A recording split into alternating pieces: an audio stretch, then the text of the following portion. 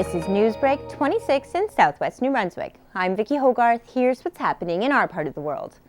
While the Higgs minority government struggles to recuperate after shelving plans to decrease ER hours in 6 community hospitals across New Brunswick, Green Party leader David Coon is in the middle of his budget with a heart tour. Coon's tour will take him to 14 communities across the province to hear from citizens about what they believe the provincial budget should provide. Coon then plans to take New Brunswickers' concerns to the Finance Minister for consideration.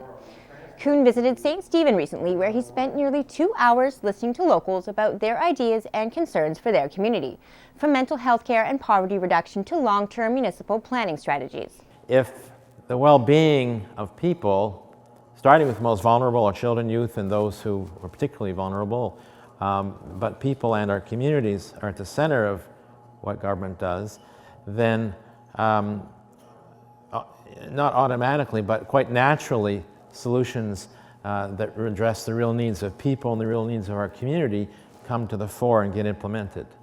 Coon's tour was inspired by his belief that the provincial budget should be treated as a moral contract with its citizens and not a business contract.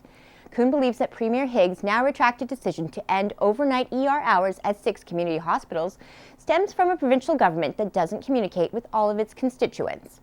This is what happens when you make decisions in such a centralized system that discounts the real local needs in communities, and then you come across as having zero compassion and zero empathy.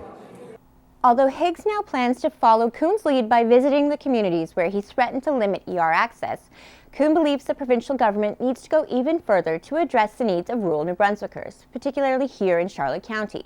Campobello residents are still without a year-round ferry to connect them to the rest of Canada, compromising more than just their access to ERs. I mean, living on Campobello without a year-round ferry means you truly are a second-class New Brunswick citizen. And it's not acceptable. It's we have a transportation system of roads and ferries in this province, and there is one gap, and Campobello is it, and it needs to be filled. So it's for me just black and white. CHCO is launching a new program next week to address municipal issues in towns across Charlotte County. Each episode of the show, entitled Your Town Matters, will feature an interview with the local mayor answering questions submitted by citizens. My first guest is Mayor Doug Naish of St. Andrews, who candidly addressed questions about everything from deer population management to plans for the new medical clinic and fitness center. Everyone wanted a new wellness center, but it took a while to figure out what the best approach was. And finally, it became very obvious after lots and lots of consultation that the only thing that made sense was to make use of the infrastructure that we already had here that was not being used. And so now we've been able to completely demolish the inside of what was the bowling alley and then was the call center. Mayor Faith Avery of St. George and Mayor Alan McEachran of St. Stephen are slated for upcoming episodes. Finally, a building in long-time disrepair on Water Street in St. Andrews that formerly housed Sweet Harvest Market is under demolition this week thanks to a new local owner.